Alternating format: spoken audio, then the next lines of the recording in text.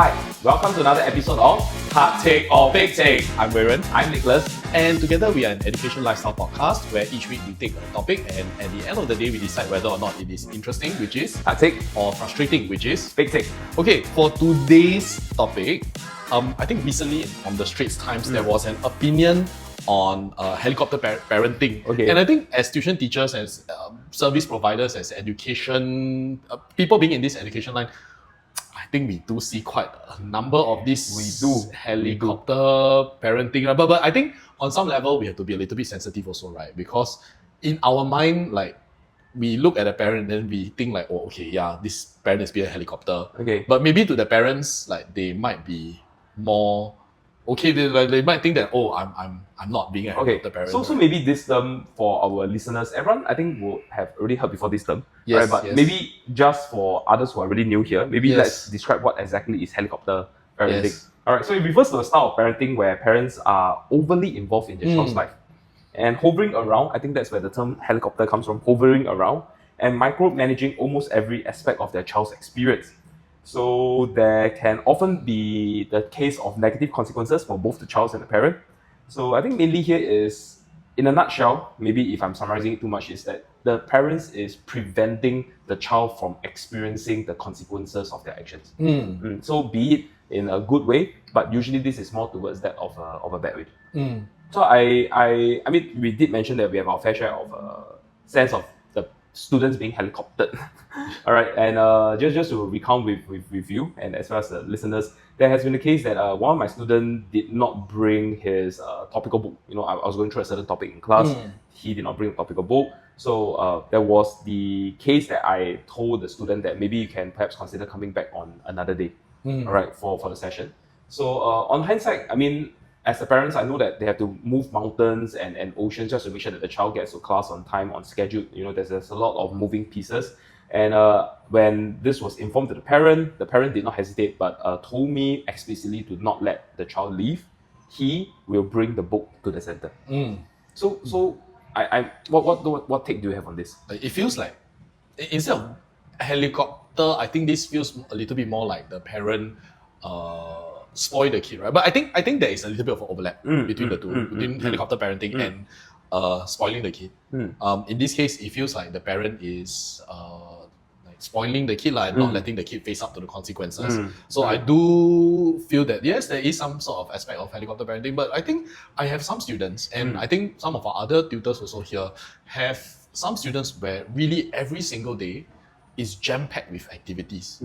And I think there's one specific student where if let's say she misses a class, it's so difficult to arrange a replacement for that one student. So there are two kinds, right?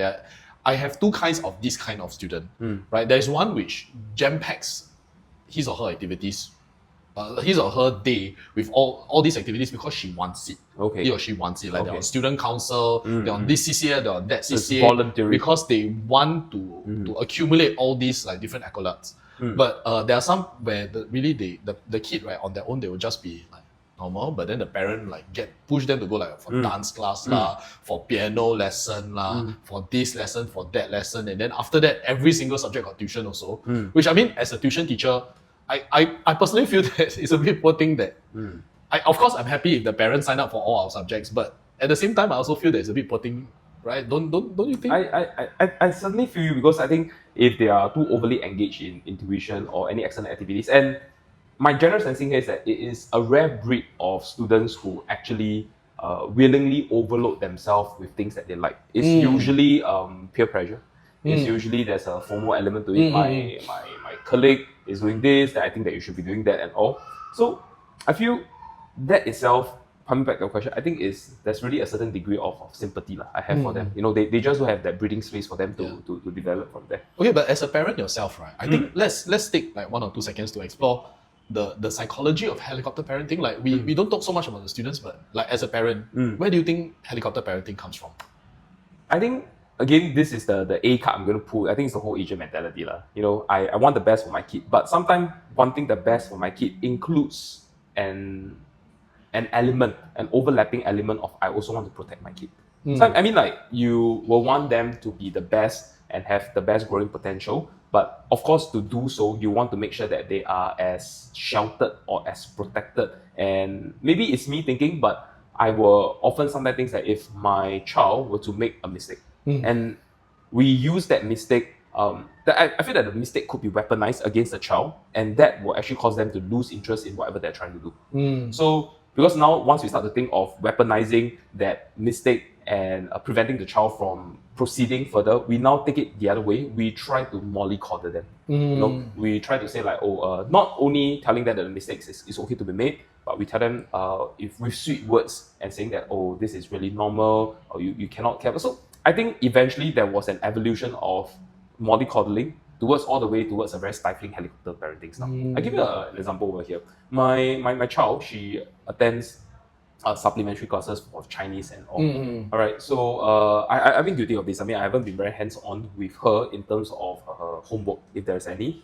And ask me one day if, let's say, she did not do her work, and if, let's say, the Chinese Enrichment Center were to call over to me and like say, hey, your daughter so-and-so didn't do her work, I think right now, at this moment, if this question was posed to me, I would actually jump to the defense.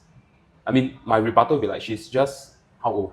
And like, this homework should not be like, she should not build her time around the work. You know, I'll try to find reason to justify her behavior. And I think that this is bordering on helicoptering really. Yeah, because some might say that my child is too young to understand the consequences of a scolding, and therefore you shouldn't be that harsh.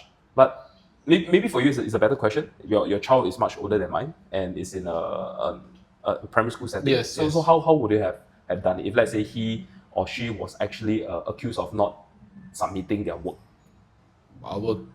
I'm a bit more old school. I'm a bit more old school with this. The teacher will scold him in school, right? Then when he come home, he'll get another one. Yeah, he'll get an earphone from me and my wife as well. Okay. I suppose we won't, because me and my wife, we already know that he probably received some sort of admonishment from the school teacher. So when he comes home, we'll just lecture him through it lah. So we won't exactly like scold or cane or hamtam, but we just tell him like, hey, like this is a consequence, that you have to bear with. And if let's say really this happens like repeatedly, then I think between myself and my wife, we'll have to come up with systems in place lah. Okay, so on the air right now, I'm going to ask you, like, before you have the I'm going to come back, I'm going to hantam, I'm going to scold him, like, was there any moment that you thought that you could have took the softer approach? Was it also because you did not take the softer approach? I'm just putting out softer approach being like you defending the kid, or thinking that it's perfectly fine. Yes. Like, was there ever this bridging moment? Like, I think I should do that instead. Okay, so was it yesterday or not the day after Hari Raya, which is on Tuesday. Tuesday. So my kid basically was a HBL day. So my kid was at home the whole day, and I had to guide my kid through it lah. So he had to do his SLS. And I really am not 100% sure if really the school teachers just loaded a whole bunch of stuff onto SLS, like the whole term's worth of work onto SLS first. But my son kept telling me like, hey, daddy, like this is due tomorrow. This is due tomorrow. So we chung lah.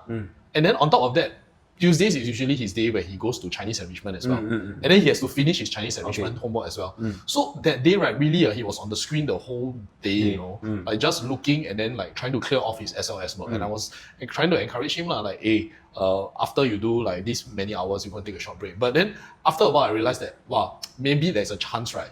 He cannot finish everything. Okay. So at that point, I really felt very, very sorry for him. So at this juncture, are you going to help him with his work?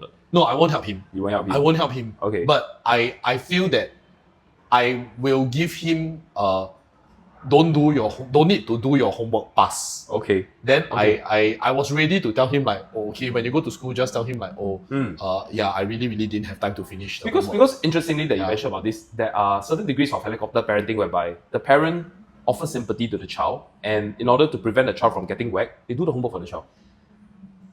Okay, so there were one or two questions like from Chinese, right? He really don't know. And then you help him with it. I will help him lah. With your Chinese, you help him with it. With my Chinese, I help him.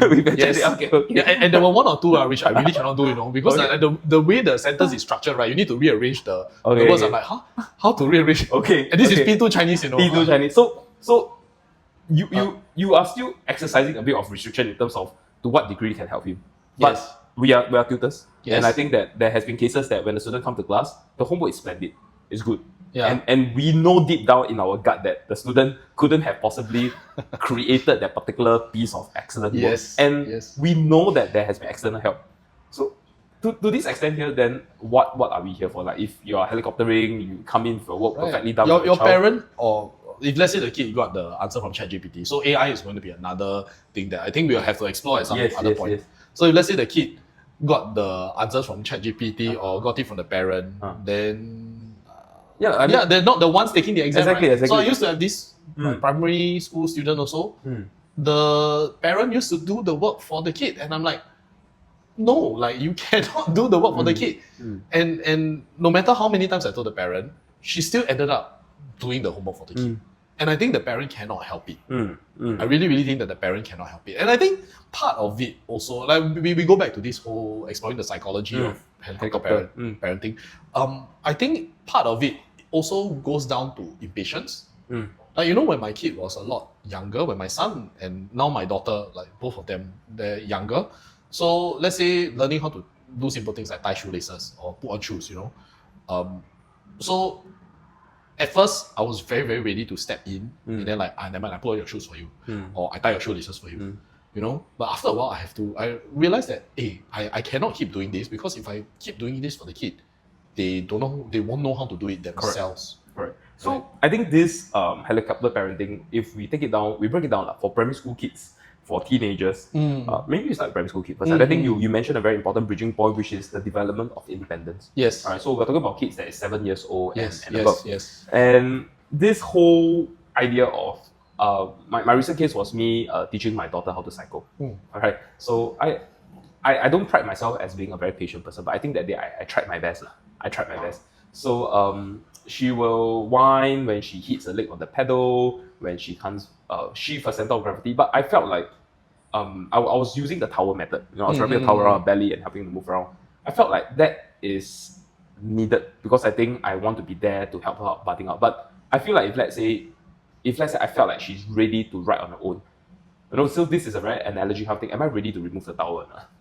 Like, So at the end of the thing, did she meet the learning outcome, or she still can't ride the bicycle, but I feel like she is getting there. there was progress in terms of her approach, like her courage to just pedal? And, Okay. So you see, I could have helped her by exerting more force on the tower to balance her body. But I feel like to this particular example here, then we are preventing her from having the ability to learn. You know, in that environment. Because if we are so afraid of letting the kid fall, then they will never ever know how does it feel like to fall. And sometimes I think there are still some hard lessons that has to be taught. Yeah. So in the case for younger kids in primary school, all right, helicopter parenting, again, is your child leaving preschool to go to primary school. You know, there's still a very innate feeling that I want to protect. I want to, this is a scary place. I want to, give you everything. But this whole protection from failure or hardship, because I think you can't deny that moving from K2 to P1, there's a big jump. In terms of expectation, in terms of education, there's a big jump. We might be very afraid of them failing, and we might be very afraid of them not being able to deal with failure. But just like the whole bicycle example, all right, you actually need to let them face it. Right? And I think this is part and parcel of growing up and emotionally developing them. Yeah, but when parents are too involved, like I say, the kids just totally miss out on all these things. You don't let them solve their problems in their own way. I mean, you can't expect a P1 kid to solve problems like a JC2 kid, but they need to learn how to solve like a primary school before they go to secondary school, before they go to JC. Like we are hijacking that particular process. Yes. So on the issue of development of independence as well, I think just now I mentioned about impatience, right? So for my kids, what me and my wife do, we get our kids to put away their own laundry. So we get our kids to put away their own laundry. We try to foster independence, and getting our kids to do things for themselves is a very big deal to us. So we get their kids to pack their own bags. We get our kids to, like, for example, my primary school son, we get him to take his own pocket money. So we set out things for him. So we don't just like from nothing, then we expect our kids to do all these things. We scaffold things for them. So for example, we tell them like, oh, every time we're going out, we need like these few items in your bag, like snacks, entertainment bag, water, spare clothes. So we tell them very clearly. But let's say when we're talking about laundry, for example. So laundry, some clothes need to be folded, some clothes need to be hung. And I think especially for my daughter, she hates doing laundry. Okay. And she'll really try all sorts of ways and means to get out, and then she'll ask her koko to go and do for her. Yeah. But you know, when you're 7 years old, when you're 8 years old, or when you're 4 years old, your standards of folding laundry is quite terrible. Correct. And then I think as a parent, you're like, oi, I need to, I need to, I do myself faster. I do myself faster. So there's this idea of, for me, I'm impatient, then I must always hold myself back and then like tell her like, hey, you go and fold. Like, I don't care like if it's good or bad, but you fold first. Then if let's say it doesn't meet my standard, I teach you. Then next time we try again. Yeah. Right? So I think this is exactly how I feel in my household as well. Like I asked my daughter to pack the room, fold her blanket. So some days the blanket that she fold is better that she don't fold the blanket. it just looks extremely haphazard. But you know, the laws of entropy, randomness is better, right? So some days she put in effort, some days she doesn't. But you know, I very recently found out that when she does a good job, all right, she is very proud of it. She will want me to come in to inspect her room. Now again, not up to my standard. But I felt like the validation that she received from me encourages her to continue on this behavior. Yes. And sometimes if it's not good, I will correct her. So I think that there's this constant feedback loop of, hey, this is good, keep it up. Hey, this is not good. And this is how the child eventually achieve independence on something. I think that's actually very important. So what do you think about the social and emotional consequences? If let's say for primary school kid, you keep helicopter parenting over them, do you think that it will stifle and stem their emotional growth? Yeah, so here's the thing, right? Like when the kids go to school, as a parent, you're not there to you are not able to helicopter anymore. Like the kids will have to form their own social relationships, and the kids have to be able to speak up for themselves and stand their ground if let's say they are bullies, or help their friends if let's say their friends are being bullied, and help them make right choices. So I think this is something that's super duper important. I think in social situations, so if let's say myself as a parent, let's say we go out and play dates, I think it's important for us to watch out and then see how the kids play with each other as well, right? And this one, at least as parents, we are there to monitor.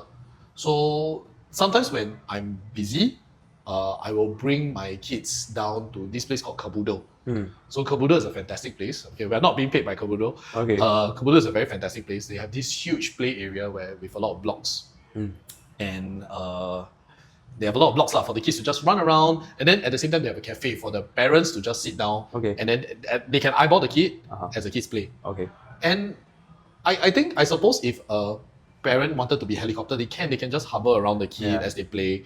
But for me and my wife, we like to just sit down and then observe like, hey, how is my son and how is my daughter behaving and interacting with the other kids? Because some of the other kids over there can be quite rough, and they can be quite like grabby. They snatch. So let's say my daughter is playing with some blocks, there'll be one or two of the other kids, right? They'll come and just go take my daughter's blocks. So I think for myself, I have to resist the urge to step in. And then I just observe first, like how does my daughter react? And then my daughter behaves in a way that is not socially acceptable, then I step in. Like if let's say she goes over and decides to take revenge and then grab the kid's back and then it ends up in a tussle, right? Then yes, then we'll step in. But if let's say she doesn't know what to do, like even if she just stands there stunned, then also as a parent, I feel like I will have to step in, right? Because I have to tell her like, hey, this boy is taking away, or this girl is taking away your toys. Is that the correct thing? Should this Koko or Zeze have done this to you? Yeah. Why don't you go to the Koko and Zeze and then ask of feedback, ask politely, right? So guiding my son and my daughter towards the correct kind of social interaction. And as a parent, I cannot do that for my kid as well. I have to ask the kid to ask of. So this means that there is often a certain degree of restraint we have to exercise. Yes. And we have to consistently shift our goalposts or our filters on what is the threshold and the limit for us to start to intervene. Right? Because I think if the threshold was too very, very low, we'll just intervene in everything, then it will impede their social skills. Because at the end of the day, they are going to be the one fending for themselves in school. And oftentimes when it's time for us to intervene for school matters, it's oftentimes too late already from there. Okay, I hear you. What about for teenagers? I mean, we have no kids that's in the teenager stage. Yeah, but we teach teenagers, right? The bulk of our students are teenagers. Would there be a were helicopter parenting for this age group also, I'm just going to say 13, 14, 15 years old and onwards, do you think any of these kids that are being helicoptered at this moment here, what is the parents actually trying to achieve out of here? I mean, they are past their primary school age. They are perhaps also in their pubescent age as well. So they are really transitioning over to being adult. So for this helicopter situation, I feel like parents now, it's no longer about solving a tussle in school. It's not solving about you, I don't friend you, you don't friend me. But I feel like it's on the navigation of complexity. I give you an example over here. If let's say a girl or a boy at the age of 15 got into a relationship with someone else, and if let's say the relationship doesn't turn out well, and they come running to their mummies and their daddies saying that, hey, me and this boy dated and things didn't end up well. So now you're the mummy, you're the daddy. How do you think helicoptering will be like? Will you like helicoptering will be like, I go to this guy's house, I go to knock the door, and it's like, hey, how dare you hurt my daughter? I imagine that's how helicoptering that's how will be helicoptering like, will be, yeah, right? But that shouldn't be the case, right? Because heartbreaks and whatever it is just going to be, it's just It's part of, appreciated. yeah. And if you It's part intervene, of growing up, correct, right? I mean, you're not going to run to your mommy when you're like 50 years old and say like, Yeah. oh, my colleague at my workplace bully me and everything, right? So I think that now this is more complex social things that I think the parents now have to really exercise a lot of restraint, because your brand of handling conflicts might not necessarily be the brand that is well subscribed by your child. And if you keep pushing your agenda, when you have this problem next time, you have to just do it like that. You don't give them a chance to really develop. Yes, but I think that the students that I observe, the teenagers that I observe, who have had a history of being helicoptered over, they usually end up very passive. They usually end up as very passive and go with the flow kind of teenagers, or not even go with the flow. They're like just very, how do I put it, blank. They're very much a blank slate. Not even go with the flow. It's just like the friends suggest this, like they are okay. Okay, Like, so they have no opinion. you don't need to be strongly opinionated, but you totally lack opinions. Yes. Okay. Yes, and I feel that they have no preference. Right? So is this a way that helicoptering at this young age, all the way to teenager, it might actually just really hinder them from socially? developing and into proper adults, right? Yeah, in an individual. Yeah. So I think that usually what I notice of my students, at least the ones who have been helicoptered, there are two camps. They either fall into this class of people with which are basically like just a blank slate. And also there's another class of teenagers where the teenagers are very sneaky. Sneaky. Oh, sneaky. So they do things behind their parents' back. Okay. They are very secretive. Okay. They don't tell their parents. They don't have a good relationship with their parents. Right? So there is this, which is a form of rebellion, I suppose. Trying to break free of their parents' grip over their lives. So the long-term effect of helicopter parenting, once past the teenager age into the adult age and all, I mean, it's just actually kids will actually have the chance of growing up to become lacking of confidence, lacking of perhaps always seeking validation. Like you are not so sure that whatever actions that you or decisions that you have made, is it the right one to execute? And do you think that they are also scared of taking ownership of the consequences of their actions as well? I think so. You think so? I do think so. What about for parents? Now that if your kids are grown up and you now can no longer hover around your kid, do you feel like there is a certain aspect of your life calling being taken away? Because now I no more of this. So for me I'll be very happy. Really? It makes me happy to know that my kid is able to stand on their own 2 feet. Right? I think I will be on one end I'll be sad that my kid will not be reliant on me in some ways anymore. Right? But I think I will be more proud than I am sad when finally my kids are able to do certain things for themselves. But I feel like that sadness is very warranted. I mean, they live the big half of their life dependent on you. Yes. And suddenly, would it make the parents feel less purposeful? Feel like, oh no, I've been having my girl depending on me, and suddenly now that she's ready to venture out of the nest, and then, oh no, you know what, I'm still going to make sure that my presence is felt in her life. I'm going to helicopter over her BTO choices. I'm going to helicopter over her first car choices.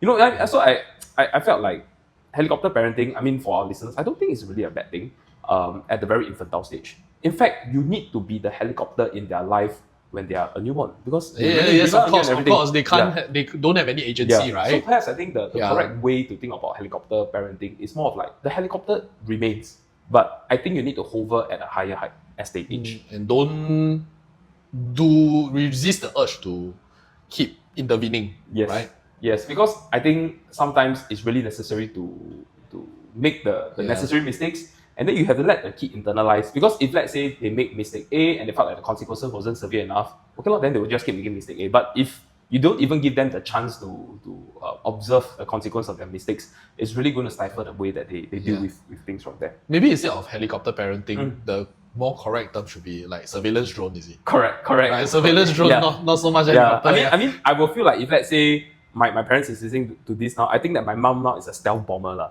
She's all the way hidden, all the way up in the sky already. I mean, time to time she let me know that she cares for me, but other than that, if I don't ask for help, she wouldn't otherwise offer her opinion lah. Okay. Yeah. And so, what practical tips do we have for our parents in terms of prevention or minimizing helicopter parenting? Like I said just now, I do feel that very often as parents, there is this very, very strong urge to step in and say that, oh, okay, never mind, I'll do for you. Right? For myself, I think this is a problem that I struggle with because, again, when kids do something, they're not very competent. Right? I mean, they're kids, which is age appropriate, right? But for myself, I always have to tell myself, like, okay, yes, they have to learn, they have to learn, they have to learn. And I think I'm more practiced at this because I'm a teacher. I'm very used to like keeping quiet and giving my students space. Yes. Right? Because sometimes when students do a math question, for example, I shouldn't be telling them like, oh, okay. Like I also have to tell myself like, hey, the student is clearly going to do something wrong. But we have to. I have to, but sometimes I keep quiet on purpose. Okay. Then I let them find the mistake themselves because this is an exam skill that they need to know as well. In the exam, there will be nobody telling them that, hey, they've done this question wrongly. Right? So, as a teacher, I think I'm a bit more practiced at this and holding myself back. So I think as a parent, this translates as well. But I think for parents out there, yeah, my advice is like just restrain yourself a little bit. For me, I have very recently subscribed to this 10-10-10 rule. Maybe I'll just explain to the listeners. The 10-10-10 rule states that whatever actions that you're going to do, and this can apply to all facets of your life, you have to think what would be the consequences of your action in the next 10 seconds.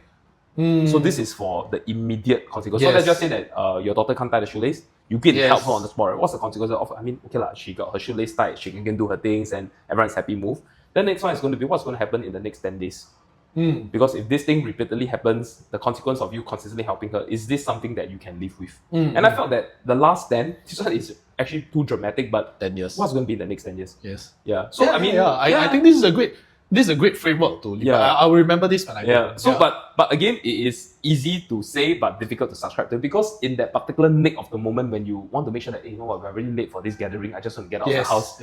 Yeah, that sometimes I feel like this framework helps set things into perspective. So are we being too in a lack of better word, are we being too meow that our kids are making mistakes such that we really need to intervene? But if let's say obviously if they are smearing, you know, their lollipop stained hand on the wall and smearing everything, then next 10 seconds is you better have to clean up, because I think that ends are going to start to crawl. Then I think the next 10 days you want to make sure that this behavior is being corrected. And then in the next 10 years, you hope that there is some certain development of hygiene. And you know that there's a very clear cut thing to that. So this 10-10-10 thing has to be practiced. You have to hone it such that, you know, in the very snap moment, you think that, hey, what is really the real intention of me intervening or not intervening?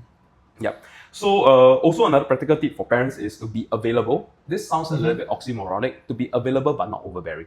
Yeah. So I remember I mentioned to you, my mom is a self bomber. I know that I have her on my speed dial if I need to. She'll probably be quite pissed if I call her early in the morning, but I know that she is available but not overbearing. And with that itself, I also think that this is very difficult, but we as parents, we are already at the adulthood stage. All right. So, you know, you were once a kid. You were once an adolescent, you were once a teen, you're now an adult. I think the only thing after adult for us is we become old apek lah. We become more grumpy and everything. But for the kids themselves, they are still like us. They're going through the age of being a kid, an adolescent, a teenager. I feel like it's not so much on their side, but it's more on our side to change our communication style with them and acknowledge that they are not the little girl and little boy of yesteryears. They are growing up. And I find that the onus of communicating with our kid falls a lot onto us. Like, yes, yes. yeah, I think that's very, very Yes, yes, important. yes. I think this is obvious, right? Because the kids don't know how to don't know how to communicate. Correct. Right. We've been through that passage of life. We would also want to use that experience to know that, hey, if I am 5 years old now, how would I have liked to be talked to? Yeah. So I think when we are growing up, like we are both millennials. Like when we were growing up, if let's say we tell our parents like, hey, for myself, growing up, I didn't want to tell my parents everything because I know that immediately they'll shoot me down. Right? So they will tell me like very judgy things. So I feel that for my kids now, what I try to do is I don't immediately shoot them down. Right? So if for example I go to my mother, like if I told her like, hey, mommy, I got a girlfriend in school, then she'll say like, why are you having a girlfriend? Right? Or you know, she will tell me like this is not correct, like this is wrong. You know? But I feel that for my kids, if let's say my kid comes up to me like, oh, I got a girlfriend in school, then I think I will try my best to not judge the kid first. Or if let's say my son or my daughter got scolded, I will try to... My son does come back from school nowadays and tell me like, oh, today I got sent out of class. Today I got scolded by the teacher. So I have to resist the urge to immediately like, what you do? You know, like the tone also matters, right? Yes. So as opposed to, okay, why did the teacher send you out from class? Were you naughty? Were you doing this? Were you doing that? Did you not follow instructions? So I get him to evaluate instead. Yeah. So I think, I feel that the important thing is don't immediately shoot the child down and make the kid feel like, hey, what I'm doing is not correct. Yeah. Because once you start doing that, when the kid feels like, hey, I'm being judged by my parent, it won't come to them already, right? That's when they start keeping secrets from the parent. And when things become a bit more high stakes, like for example, girlfriend, boyfriend, right? Then things, if they feel that they cannot be open to the parent about this, then that's when, as parents, we really have a limited capacity to help already. Yeah. Okay, so easier said to be done, but I think because all these are emotional intelligence, I would say. Like how we deal with our kid and how our kid wants to come to us. I think that it is not today I tell you can come to me and then you will forever have the switch on in your mind that okay, daddy and mommy is safe to talk to, because I think it takes them time to fall down for them to come to us. And I think you mentioned an excellent point, which is I think in a lot of better words, we will, instead of gunning them down, we will turn one round first, and if need to, we gun them down. Like we want to give them an avenue, because I think that when they come to us, the whole intention here is always not for judgment, but really they just want to share. Yeah, and as adult, we are very grown and groomed into the whole idea that we want to solve problems and administer judgment. And I think that this will not be so beneficial for a young kid. All right, so for our listeners today, I think this is a very circular topic. I think it's very convoluted. You want the best for your kid, but sometimes the best might not necessarily give us the whole idea of the best course of action. So to put an analogy over here, I think that helicopter parenting is as though that your child is now strewn or stranded in the open ocean. All right, they are drifting on a piece of wood, but they are thirsty. So at that particular moment over there, will you be the one without any form of knowledge of them that you can drink the seawater? You cure the thirst, the throat is not so parched, but then the consequences from doing that, you are not allowing them to improvise on the spot. Hey, maybe I want to like go up ashore, I want to like take some water and boil and whatsoever. But if you give them immediate advice, with the whole tendency that I want to settle the problem on the spot, you are really stifling them. All right, so whereas today's topic doesn't seem very logically driven, I think that there's a lot of emotions involved in this, and we hope that, I think if the listeners can, you listen to us or watch us through YouTube, then you can see that our non-verbal cues we are men. All right. So I think that this appeal to the side that we hope that we can be emotionally in tune like our female counterparts with our child as well. Because I think this affects the child growth a lot, and not everything is about A's and B's and C's. Sometimes there's just no grading when it comes to emotional health of our kids. So, what do you think? Do you think today is a very TakChek or a very PekChek topic? I think that this is the issue of parenting my kid to be an independent and wonderful adult, right? Somebody who can stand on his own 2 feet, right, is something which I care for a lot. So I personally feel that this is a very TakChek topic to me, right? I What about will say that today is very TakChek to me, and I mean, after all, what we want as parents is the best for our kids, and the best for our kids is really that when we are no longer a view, they are okay, that they have the ability to stand for themselves. And I think this, for lack of better words, I feel that this is growing pains. Yeah, I think this is really growing pains. But I still stand by the fact that if we don't give them the chance to make mistakes and take ownership for it, it will affect their growth quite a significant amount of time from there. I would like to hear from the listeners or from the viewers if you are watching us. What's your opinion with regards to helicopter parenting? Have you been the one piloting the helicopter, or you have been the one underneath the helicopter itself from there? All right. Yeah. Thank you. Thank you.